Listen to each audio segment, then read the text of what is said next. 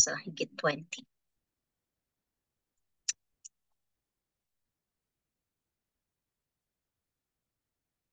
Yeah, let me share lang po this. Okay. Lakayan ko lang po.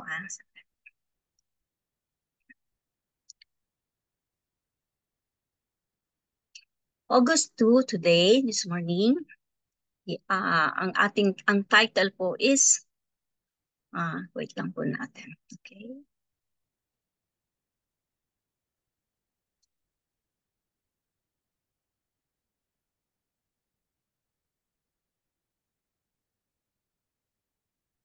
The Other Departure of 1492. Buhay pa yung lola ko nito. Yan po.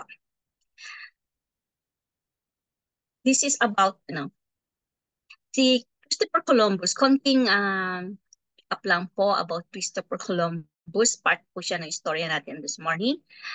Dito marami tayong matututunan about history way back na mga 1914, mga year of 1400 and so on and so forth hanggang sa ngayon po. So, Christopher Columbus was an Italian explorer who stumbled upon the Americas and whose journeys marked the beginning of centuries of transatlantic colonization. I think sa pagbabasa ko po, wala pa atang Amerika. That time, hindi pa Amerika ang pangalan ng Amerika. So the explorer, si Christopher Columbus nga po, made 4 trips across the Atlantic Ocean from Spain in 1492, 1493, 1498, and 1502. And he was determined to find a direct water route west from Europe to Asia, but he never did. So instead, he stumbled upon the Americas. Though he did not discover the so-called New World, millions of people already lived there. His journey marked the beginning of centuries of the exploration and colonization of North and South America. Konting kaalaman lang po yan, na brief background lang po about him. But ang story po natin is ito po ang simula. So in 1492 nga raw, Columbus sailed the ocean blue, but another departure from Spain in 1492 was more momentous for some than the voyage of Columbus. Sa istorya po natin to, marami siyang naikot, marami pong mga bansa na involved dito. Samahan niyo na lang po ako sa pagbabasa nito at maalaman natin kung ano ang binibigay sa atin ng istorya na to. So, at the end of the 15th century, Spain, sandali po, hindi ko mabasa. Spain emerged as the greatest empire since antiquity. In 1469, Ferdinand, son of the King of Aragon, married his cousin Isabella. Yung time pong talaga noon, di ba? Yung mga magpipinsan ang nagiging mag-aasawa. So, daughter of the King of Castile in 1474, Isabella became Queen of Castile. And in 1479, Ferdinand became the King of Aragon. And together, they ruled United Spain and defeated in the Muslim Moors, ending the presence of Islam in Europe. So dito together, they ruled United Spain and defeated the Muslim Moors, ending the presence of Islam in Europe.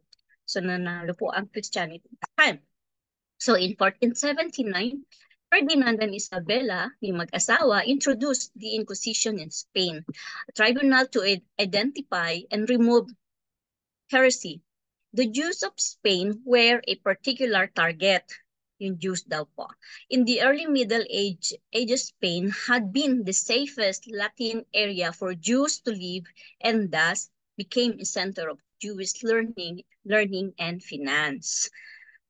So, but by the 30th and 40th centuries, anti-Semitism was on the rise.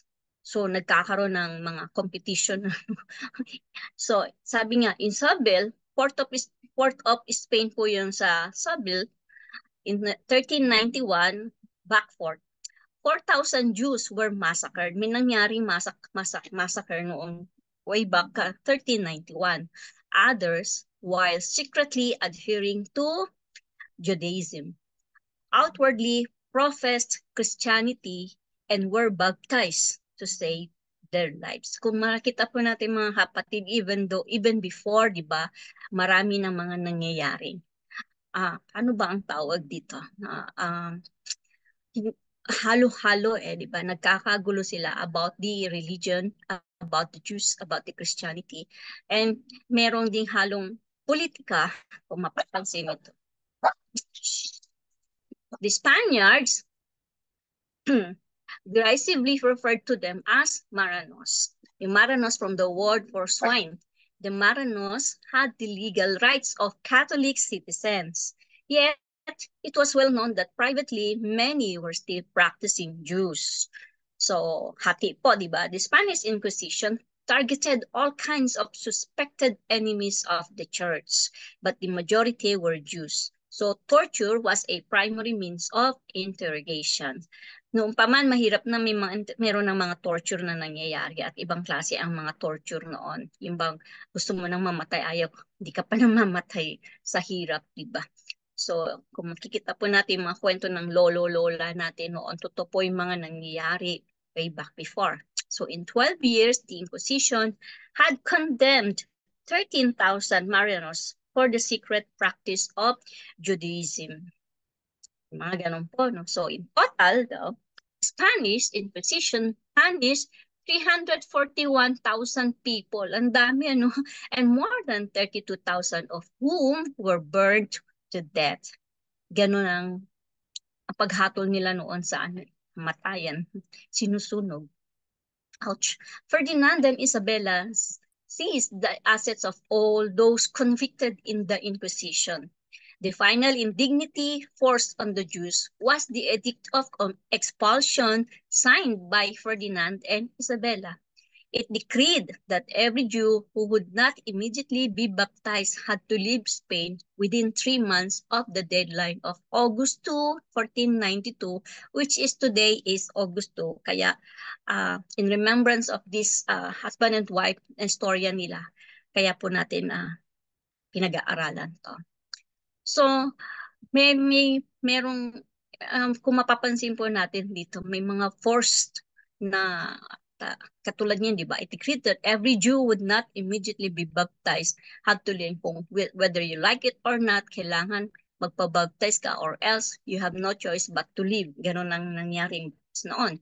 So at this time, there were still 200,000 Jews living in Spain. And many decided to be baptized. Doon po nag-umpisa yung mga kaya dumami ang mga Christianity, but including the senior rabbi and a majority of the leading families. So, and approximately 100,000 fled to Portugal only to be expelled 4 years later. Umalis sila, pumunta sila ng Portugal, pero pinaalis din sila ron. And another 50,000 crossed the straits to North Africa or went by ship to Turkey, leaving the land that had been their home for nearly 1,500 years. Kaya kung mapapansin po nyo, ang mga tao noon, usually mga Spain, kung saan-saan sila nanggaling, saan-saan sila umikot, nag-iwan ng mga iba-ibang, kaya mga halo-halo ang mga lahi sa iba't ibang bansa kung mapapansin po natin dahil sa mga pangyayaring ganito. And others, and to the Netherlands. Netherlands is the only Christian country that would receive them. The reason that Columbus chose to disembark from the smaller port of Palos was that the larger port of Cadiz has been designated as the embarkation place for Jews and was filled with thousands fleeing the country by ship.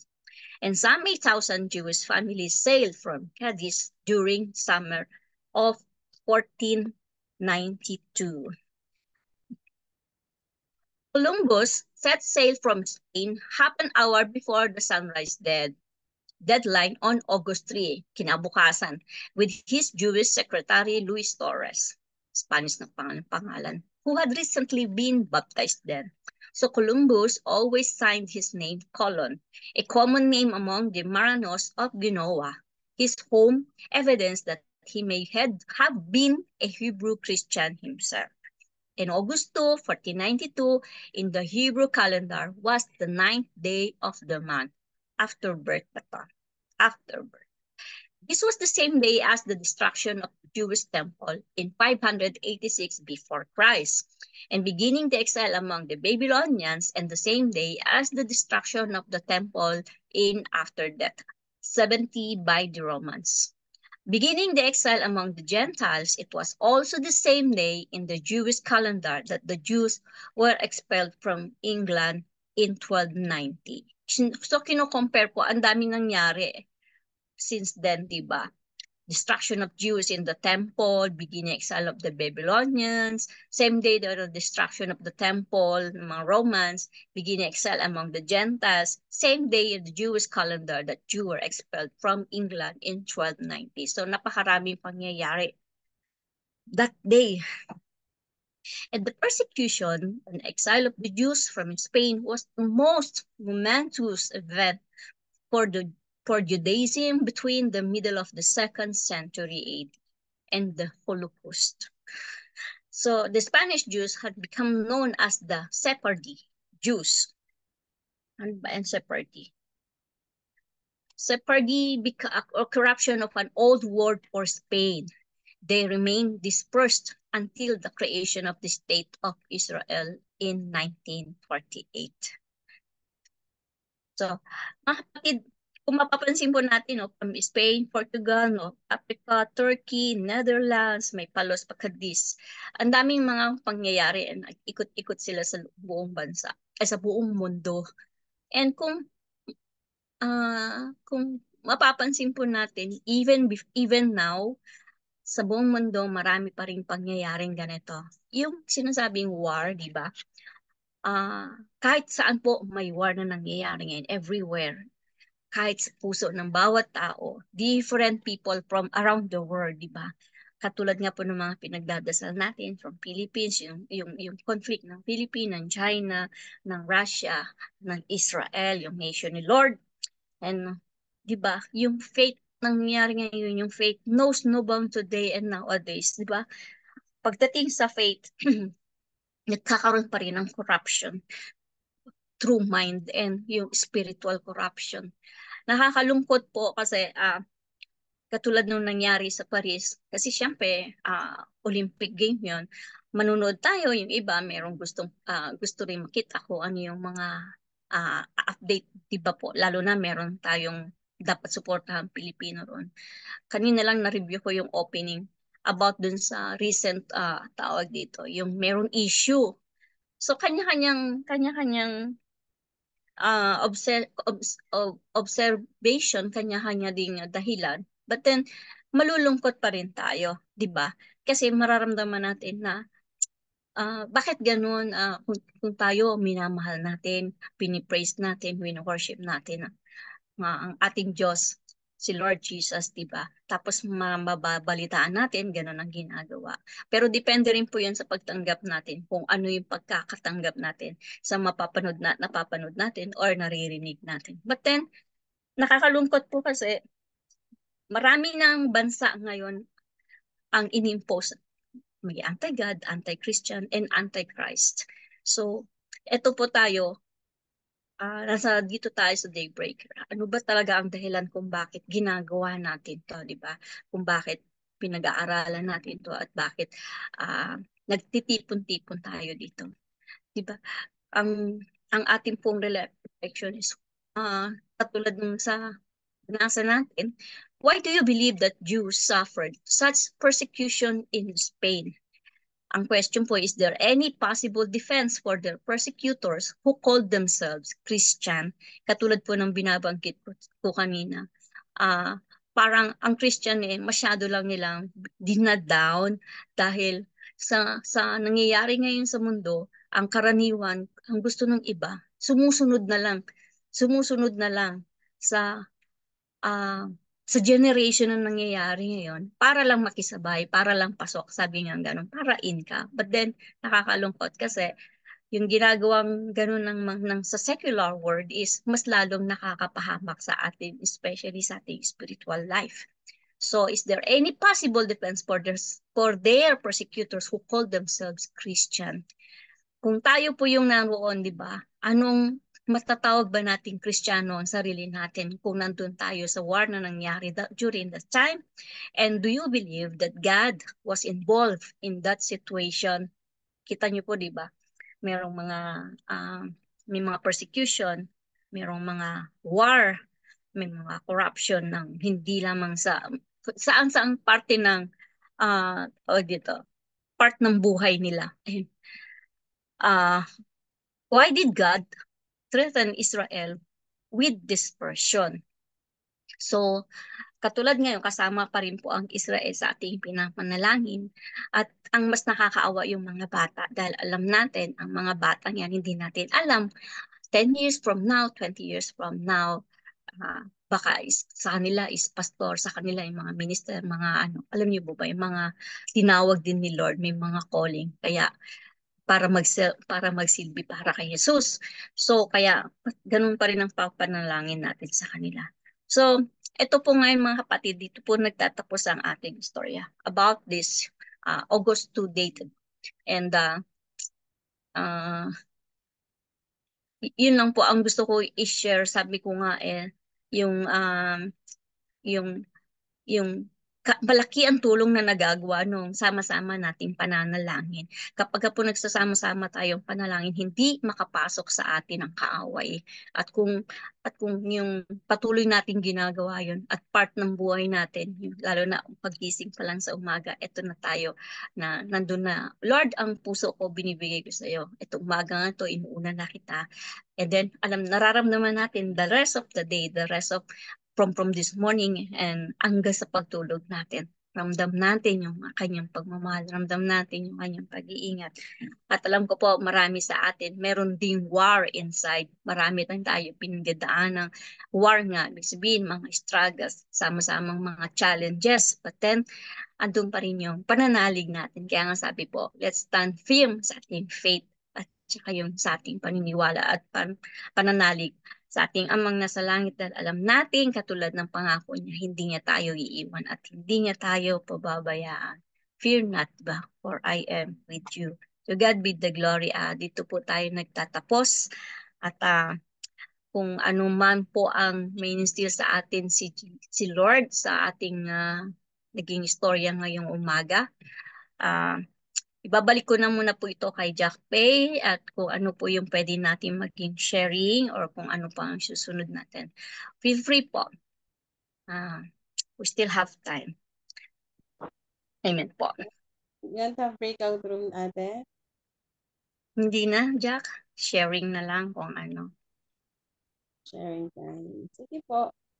So, Ikaw. thank you, Brenda, for sharing yung story natin for today, August. Sige po, before we go to prayer blast and do the prayer concern, any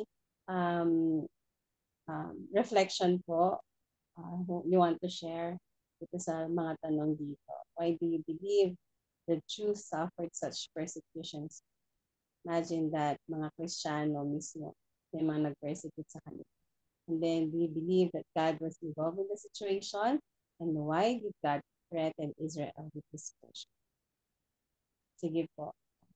Maybe who wants to share po mga personal reflections?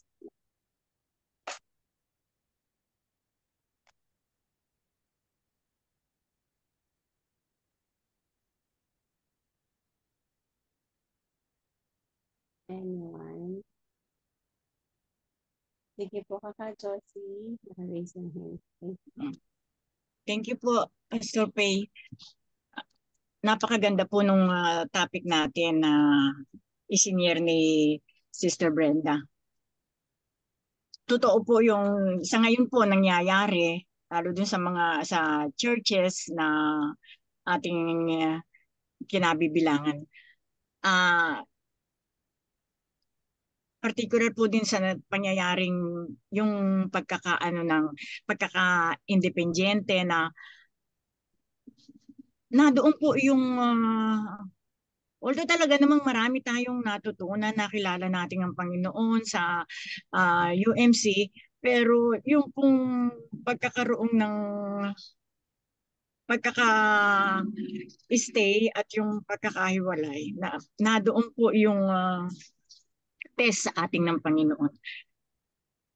Ang magandang ginawa ng Panginoon, lalo na po sa amin, na just keep calm at yung nagpakasipag po at marami pong mga kabataan na ginagawa yun. At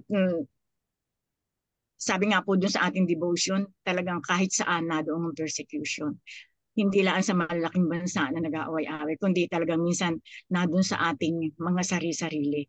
Kaya salamat po sa Panginoon dahil yung pagkakabasa natin ng scriptures, lalo-lalo na po itong ating ginagawa na yung una nating first spiritual food na pinagsasalo-saluhan, yung the truth of holiness ng salita ng Diyos.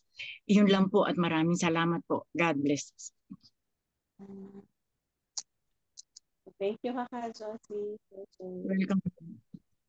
Good morning po. Yes po. Sino po yan? Morning. Ito lang kasi habang Pastor Josie. Si Pastor Josie po. Sige po. Good morning. habang nakikinig ako, sabi ko, Lord, ano ba yung dapat i-share? So ito lang yung pinaalala sa akin ni Lord. Yung pag-attend ko dati nun sa Taytay UMC. Nagkaroon ng burden, tapos may na-sharean ako isang kaibigan, best friend ko, kasi nakatira po kami sa isang looban. Parang, kumbaga ito maliit na lugar lang kung iahambing doon kay Christopher Columbus na naikot niya yung buong mundo. Pero ito isang looban na talaga hindi marunong magbasa, puro nasa dating malaking simbahan yung mga tao ron. Doon po kami nakatira. So nagkaroon kami ng burden, magkaibigan, magkabata. Parang nag-intercede kami doon sa looban na yun.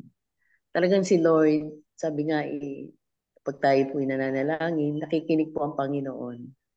Sabi nga, the Lord will scatter you among all the nation. Pero kami doon inilagay sa looban na kung saan doon kami nakatira. Pero ngayon, wala na kami doon. Pero alam niyo po, sa pananalangin ang naging resulta, may itinayo si Lord na isang kabataan na nagpapastor. At ito po yung pamangkin po namin. So ang nangyari, ang sipag-sipag, talagang araw-araw nagba-Bible study siya dun sa looban. So ngayon pamilya, halos lahat na nakatira doon, nadala, kumbaga talagang tumanggap sa Panginoon. Kahit sabihin na, kumbaga kandado, saradong, katoliko, pero talagang si Lord walang matigas na puso. Pinapalitan niya heart of flesh. So sa ngayon, tuloy-tuloy yung gawain hanggang sa nagka-church seat. Ang maganda lang, bawat pamilya ay nakakilala sa Panginoon. So ganun po. Sabi nga if you do not fear the glorious and awesome name of the Lord your God. So hindi kami natakot na umpisahan through prayer. Kasi dati pagka yung nakakasalubong nila ako, sasabihin, yan na naman si Bible, yan na naman si Bible.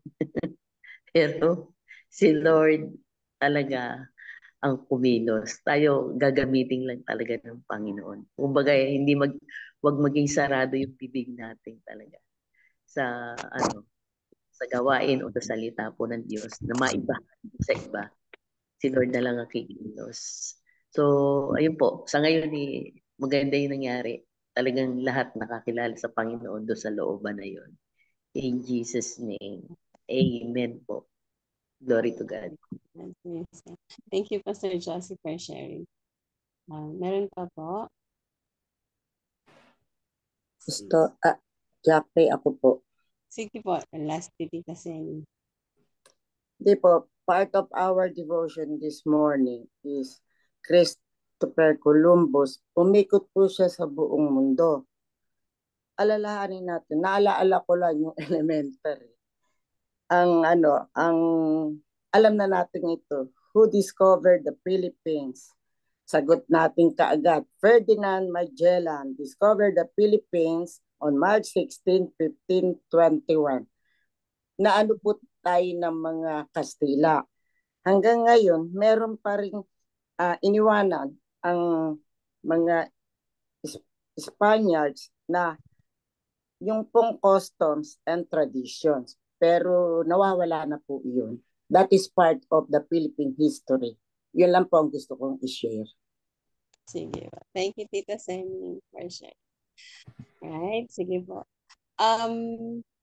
Ako po, meron lang akong ni-remind sa akin ni Lord. Actually, nung nagkinukwento ni Ate Brenda, nung nasa Harris kami, nung pinag-aaralan namin yung Christian history, ito po yung natatandaan ko, hopefully tama, Teacher Ruby. At saka, correct niyo po ako kung mali. But the Lord reminded me this. Di ba, nung una talagang hindi nila masok po yung mga Kristiyano. And then, ginamit na nila yung Christianity. They involve politics. Tama po ba?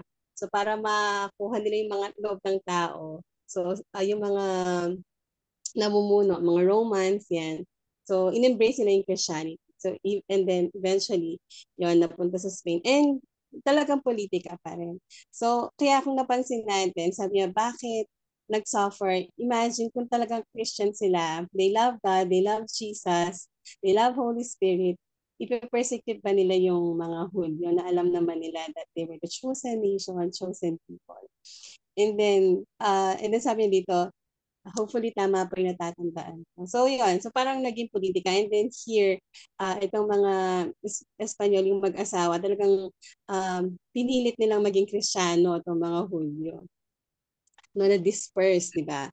And then sabi niyang ganon, do you believe that God was involved in the situation? I believe so, that all things work together for good, no? To those who love the Lord. Then, do you believe that God was involved in the situation?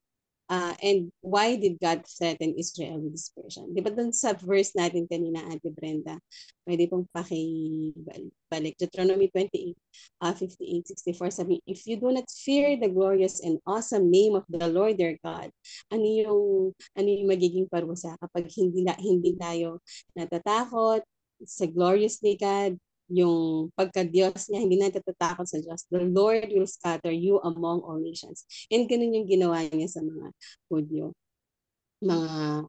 Kasi sabi ko, Lord, bakit nagtanong po ako, Lord, bakit hinayaan mong maging ganun yung mga, nag-scatter yung mga Israelita? Bakit hinayaan mong may persecution? Bakit hinayaan mong, yung namatay sila? Napunta sila sa iba't ibang lugar. Bakit hinayaan mo? Tapos bakit may mga war? Bakit ganon? Sabi ko, kawawa yung mga bata. Wala silang kaalam-alam na mamatay sila, yung mga kababaihan na ganon. Kasi alam niyo po yung in-reveal sa akin ni Lord. Kasi matigas yung ulo nila. Kasi hindi sila sumusunod sa akin. And alam niyo po, totoo po yun, yung Israelita, talagang matitigas yung mga ulo nila. And it's a picture of, it represents the world, parang ganon. Naalala ko nung nandun kami sa Israel, talagang, grabe. Hindi ko, parang na-rebuke nga ako ni Attorney Cao. Alam ko, sabi ko nga, yung lugar nila, ang dumi, basta ganun po, hindi mo makita na talagang parang maganda. Pero the fact na si Jesus nabuhay siya doon, lumakad siya doon, namuhay siya doon, tapos gumawa siya ng miracles, yun yung mararamdaman mo. Pero looking, yung the place itself, parang, ito lang ba yun? Parang mas maganda pa yung ibang bansa, ganyan. Ganun yung sasabihin mo. Pero the fact na si Lord yung namuhay siya doon, yun lang yung mararamdaman mo, that the Holy Spirit nakasama pa rin nila. So parang yung mga Israelita, it pictures the the whole world. Na ganun katigas yung ulo natin, pero minamahal pa rin tayo ng Panginoon.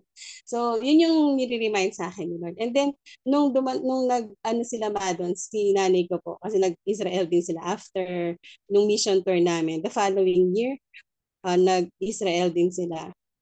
Alam niyo po, pagdating nila doon, meron gay parade. Imagine that, Israel. And they embrace that.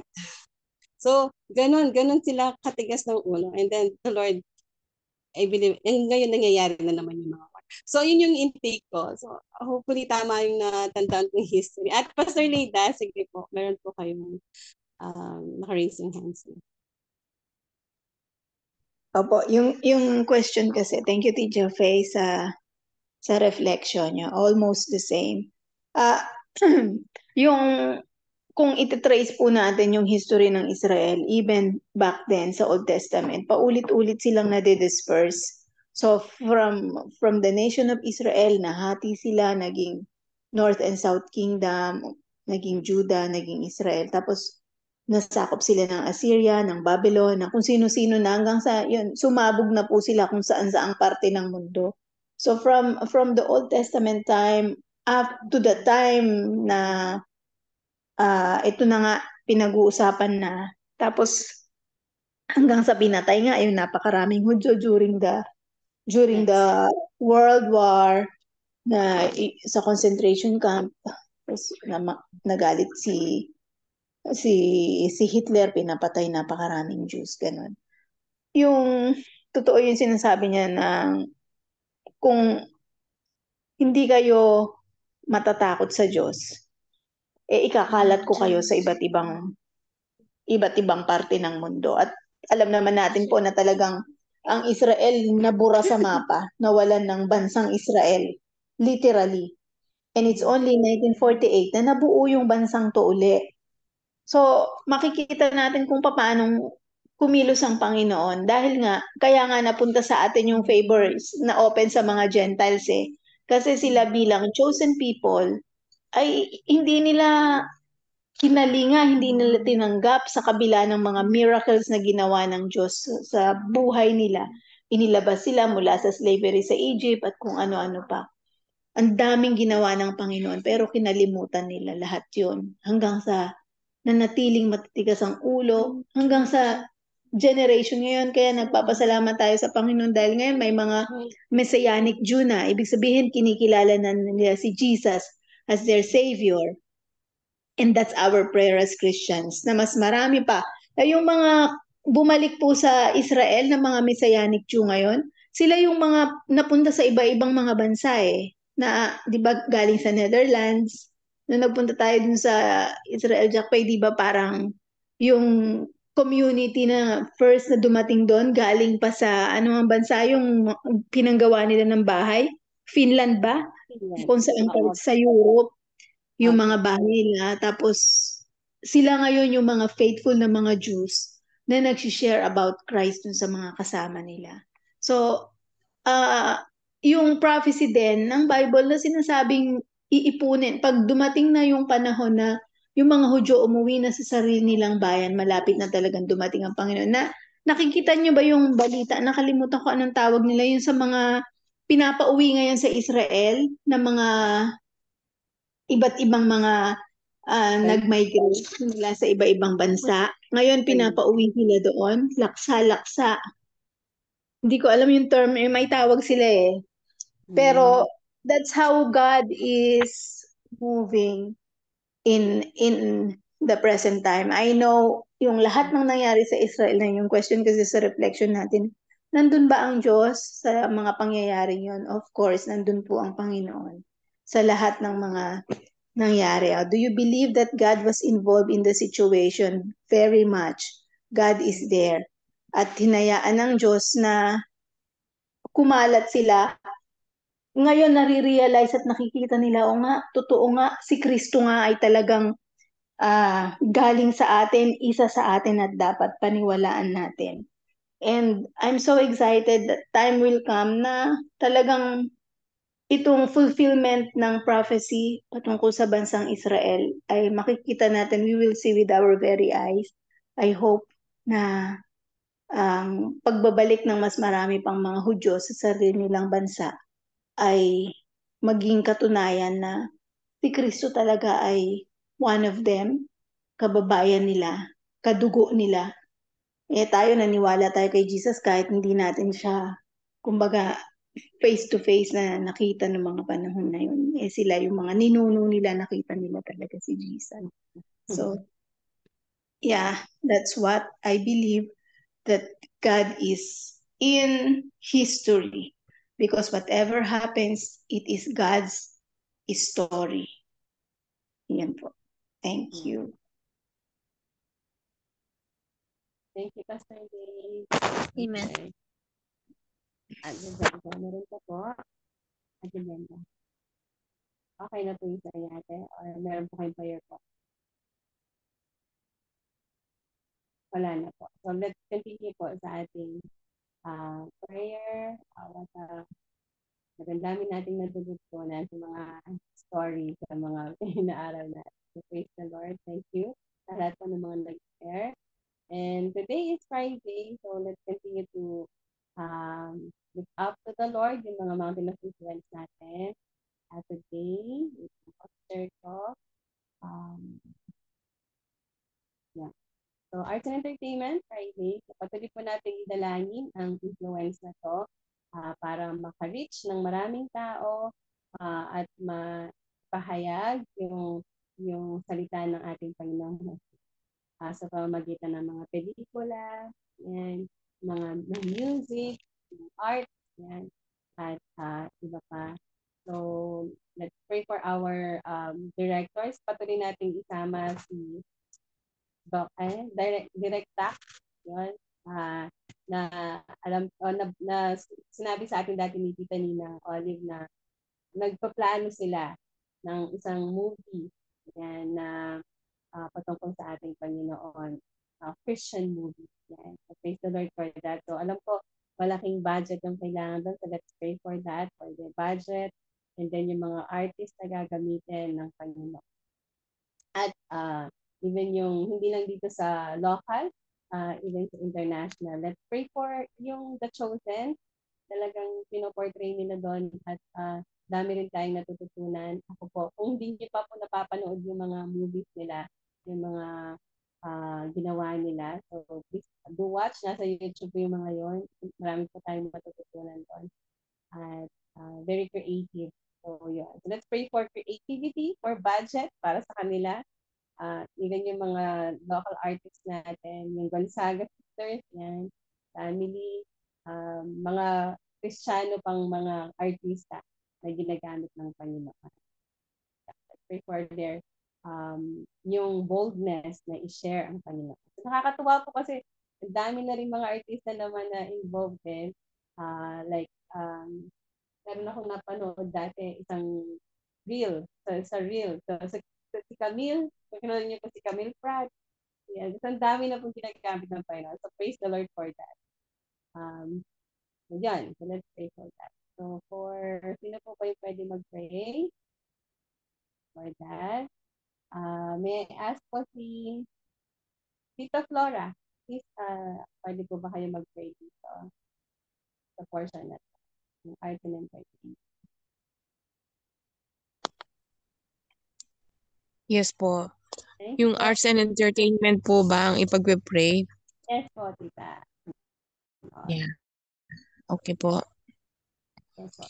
Father God in heaven, yes, Lord, thank you so much, oh God, that we can call you our Abba Father, and we are your children, oh God. And Lord, you know all our needs, Lord God. So we pray for the arts and entertainment, oh God, that you will bless it to bring, oh Lord God, your word to the world, Lord.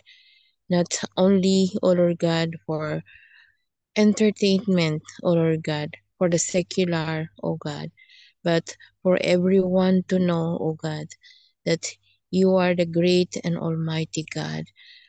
That, Lord, your word will be spread throughout all our nations and all over the world, through arts and entertainment. And so we pray for all those, O Lord God, whom you are using, O Lord God, in this, O Lord God, pillars, O Lord God, of faith, that you, O Lord God, anoint them and bless them, O God, that, O God, your word, Lord God, will be, O Lord God, proclaimed throughout the world, and especially, O Lord God, for our, O Lord God, young generations, O God, that your word will still be proclaimed and prevail, O Lord God. And we just want to say thank you, Lord, that you are still in control of everything. And may your name be glorified, O God, and exalted, even, Lord, through the arts and entertainment. And Lord, we just want to say thank you for hearing our prayer this morning. We want to say, we thank you for hearing our cries, O Lord God, here in Daybreak International. Amen. Amen. Thank you, Lord. Thank you po, Pastor Tita Flora. Now, let's continue to lift up to the Lord yung mga kapatid at natin may mga karamdaman. Kahapon po, nag-message si Tita Elise at pinapasama niya po sa ating panalangin na may sisahan si kapatid na Baby Rose Perdido. Nagda-dialysis din po siya and then bone marrow. Ito po yung bago nating isama sa list. So, patuloy po natin silang ipanalangin ang kagalingan, ang provision ng Panginoon, at kagalingan physical, emotional, at ang spiritual sa lahat. So, tayo po ay manalangin ang sabay-sabay.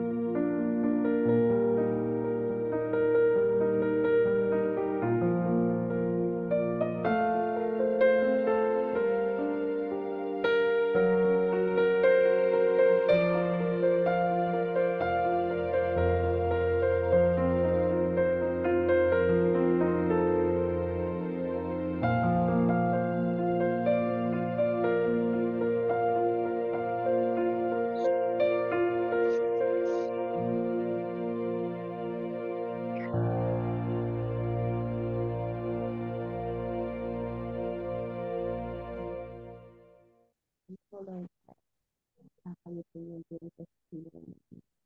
thank you, Lord God.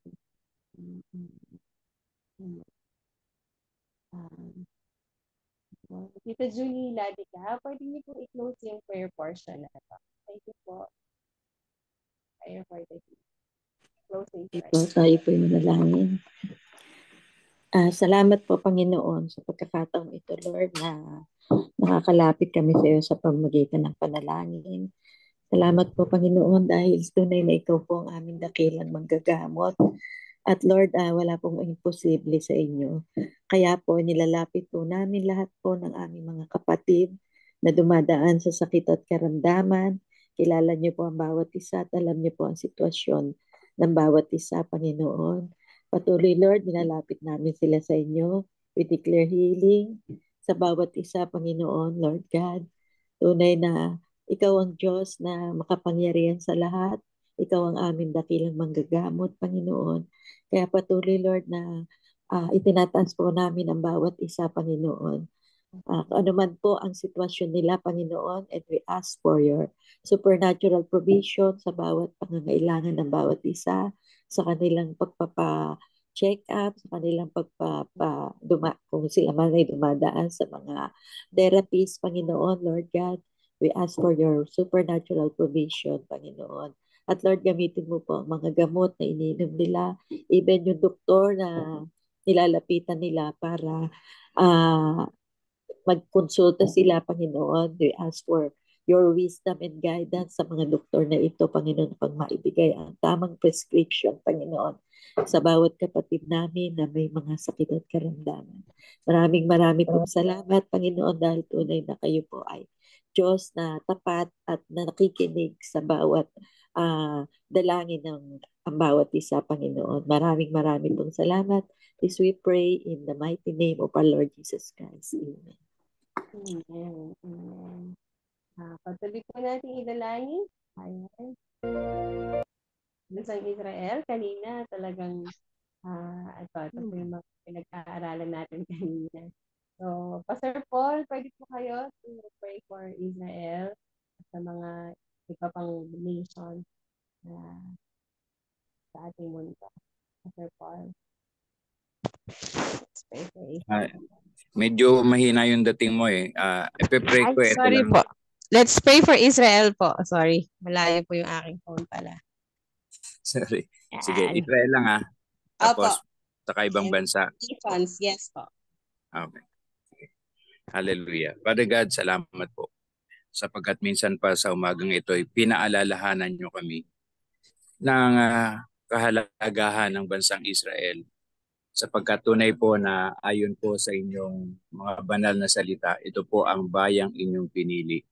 Kaya anuman po Ama yung mga nagiging kaganapan sa bansang Israel, alam namin pinahihintulutan niyo po ito dahil nais niyo lang po silang gisingin, pukawin na kayo ay tapat sa inyong mga pangako sa bansang ito at hindi niyo po sila iniiwan, hindi niyo pinababayaan. At tunay po yung simula niya maliit, inaapi-api, and then you allow them to be scattered around the world. Hindi lamang po, Lord, para pahirapan sila o bilang isang uri ng parusa, kundi yun po ay para makilala ang inyong bayang pinili sa iba't ibang bahagi ng mundo.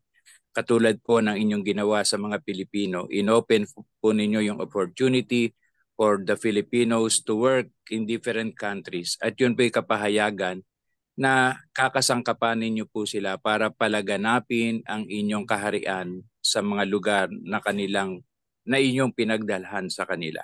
Kaya salamat po at patuloy po naming pinagpapala ang bansang Israel sapagkat alam namin ito po isa sa tungkulin namin bilang mga mananampalataya. Hindi lamang po kami concerned sa aming pong sariling bansa, kundi higit sa lahat sa bayang iyong pinili sapagkat ang iyong Ecclesia, ang iyong iglesia, Father God, ay ang spiritual Israel. And so whatever happens to Israel, Father God, we do believe meron po siyang parallel na pangyayari sa iyong iglesia. Kaya hayaan po ninyo, Ama, na sa aming pong buhay, lagi po naming pagpalain ng bansang ito. And we continue to declare blessing, Lord, sa kanyang mga leaders, ang kanilang Prime Minister Netanyahu, Father God, and even all the other political leaders po sa bansang iyon. We do believe, Father God, you will use them to awaken the lives of the Israelis na merong isang Diyos na tunay na nagmamahal sa kanila. And it's time for them to reciprocate this kind of love by loving your Son, our Lord Jesus Christ, and continue to proclaim Him as the true Messiah na dumating na po dito sa sanglibutan. Wala na po silang ibang Mesyas na hihintayin kundi ang Panginoong Hesus lamang. At yun po yung aming deklarasyon, Father God. Awaken your people to to truly believe that Jesus Christ is the Messiah and it is His return, Father God, that we will continue to wait at yung pong mga palatandaan nangyayari na po sa sanglibutan. Kaya hayaan po ninyo, Ama, ang bawat isa sa amin maging handa sa pamamagitan ng pagpapatibay, pagpapalalim, at pagpapatatag ng aming pananampalataya sa inyo, Ama, sa pamamagitan ng aming pananampalataya sa inyong anak na si Jesucristo. Tulungan po kami ng banal na Espiritu sa aming lakbayin kasama ng bansang Israel sa mundong ito. Ito po ang aming sama-samang panalangin. Amen. Amen. Amen and amen. Thank you, Lord. Patuloy po natin idalangin si Pastor Carol. Nag-message po siya sa akin. So nagpe-prepare siya ngayon for her initial. Tama po ba? Proposal defense. Yan. Mamayang 10 a.m. Diba? Kasama po lagi natin siya sa panalangin dito para sa kanyang dissertation. So today is the day para sa kanyang proposal defense. Mamayang 10 a.m. po. So sama po natin siya. Tita Mary Beth, okay po ba kayo to do the closing prayer? Are you able po? And then, okay, sige po. Thank you po. And then si Pastor Leda po para sa ating benediction. So pakisama na po sa prayer si Pastor Caro. Thank you po. Alright. Hallelujah. Thank you, Lord. Purihin ka, O Diyos, Ama, makapangyarihan sa lahat po ng iyong kagandahang loob sa bawat isa sa amin. Salamat sa buhay na punong-puno ng biyaya mo, ng pagpapala mo, ng kapangyarihan mo. Salamat po, Lord, sapagkat damang-dama namin na hindi mo kami pinababayaan at patuloy kang tapat sa lahat ng iyong pangako. Salamat po, Panginoon, sapagkat kung wala po kayo sa aming buhay, hindi po namin alam ang gagawin at kami nasa kadiliman pa. Salamat sapagkat meron kaming opportunity, Panginoon, mag-grow sa pagkakilala sa iyo. Thank you for allowing us to come together every morning to listen to you, to pray, and to collectively lift up all these concerns to you. Lord, thank you so much for this time, Lord, that once again, giving us the opportunity to just really thank you for everything. Panginoon, salamat sa mensaheng aming narinig ngayon. Salamat po pagkat ikaw nga ang Diyos ng Israel, patuloy na hindi nagpapabaya. Salamat po, Panginoon, sa lahat ng mga panalangin ng aming mga kapatid at sa lahat ng concerns na naitaas sa iyo ngayong umaga. In particular, we lift up Pastor Carol sa iyo ngayong umaga, Lord, sa kanyang final dissertation, sa kanyang pag-aaral. Lord, we believe that true wisdom comes from you and knowledge comes from you. And we pray for you to grant her the needed wisdom and knowledge, O Lord, that she would be really able to accomplish what concerns her today. Thank you, Lord, for your goodness to each and every one of us. Thank you for answered prayers, Lord. Maraming salamat po, O Diyos, sa lahat ng katapatan mo at sa pamamagitan ng mga panalangin tinugon mo na kita po namin na tunay ngang ikaw ay Diyos na buhay na kailangan naming ipamalita sa iba. Kailangan naming parangalan at purihin at ibigay ang pinakamataas na papuri at karangalan. Tunay nga kami, Diyos, at mapalad. Lord, mapalad kami na kami may Diyos na buhay. Diyos na tapat na katulad ng iyong sinabi, mapalad kaming naniniwala sa iyo sapagkat bagamat di ka namin nakita, ikaw ay aming naranasan, ikaw ay Diyos na tapat, makapangyarihan sa lahat. Lord, patuloy mo kaming pagpalain lahat ng nandito sa Daybreak ngayon, lahat ng nakikinig, lahat, Panginoon, na are able to just be with us today. And thank you for Pastor Leda na ginamit mo po upang kami madagdagan ang aming kaalaman at madagdagan ang aming, Panginoon, mga opportunity for reflections in our lives. Thank you, Lord, for blessing each and every one. Thank you for this for Daybreak na patuloy mong ginagamit. This platform, Lord, na alam namin you allowed it and it is for the glory of your name that we continue, O Lord, to be here. Salamat po sa remaining for the whole day, Lord, today. We would just want to honor you with our time, with everything that you have blessed us with, ang mga pamilyang kinabibilangan ng bawat isa sa amin, Lord. Alam namin pinagpapala mo, alam namin, Lord, punong-puno ka ng kagandahang loob at hindi po namin kayang sukatin ng salita ang aming ang gratitude, ang puso namin, Panginoon, sa pagkilala ng iyong kabutihan at kagandahang loob. Thank you for this morning. This is our prayer of faith in the name of the Lord Jesus Christ. Amen. Amen. Amen. Amen. Sige po mga kapatid, as we depart from this platform, let us receive with us the word of God from Psalms 119 verse 28 as our blessing for today. The word of God is your comfort and strength. Let us hold on to God's word and His promises at wag po tayong lumayo, wag po tayong magrebelde sa Kanya upang manatili tayo sa Kanyang presensya at hindi niya tayo ikalat na tumatanggap ng parusa bagkus mga biyaya at pagpapala mula sa Panginoon. Tanggapin po natin ito sa pangalan ng ating Diyos Ama, ang Kanyang nag-iisang anak ang Panginoong Hesus na nagligtas sa atin, at ang kapangyarihan ng Banal na Espiritu manatiling sumaatin upang tayo pong lahat ay magpatuloy na nagpapakalat ng salita ng Diyos hanggang dumating muli ang ating Panginoong Hesus. Ang lahat magsabi ng Amen at Amen. Amen and amen. Thank you po, Ate Brenda. Thank you, Ate Brenda. Sister Brenda. Everyone, thank you for Everyone. Open Shalom, camp po. Nasa po si... Yan, si Pastora. Okay, thank you. Thank you po. Okay na po. Thank you, Sister Babes. Thank you so much, everyone. God bless. Goodbye. Night po. Good night, God Pastor bless Ian. you. Good God bless po. night. So tomorrow po, Saturday, sila group nila Tita Elise, yung in charge. Tita Elise, kayo po ba yung magli-lead? Tama po ba? So, umalis na siya. Praise God. Sige po. Bye-bye po. See you tomorrow. God bless. Shalom everyone. Shalom, shalom. Shalom po. Shalom.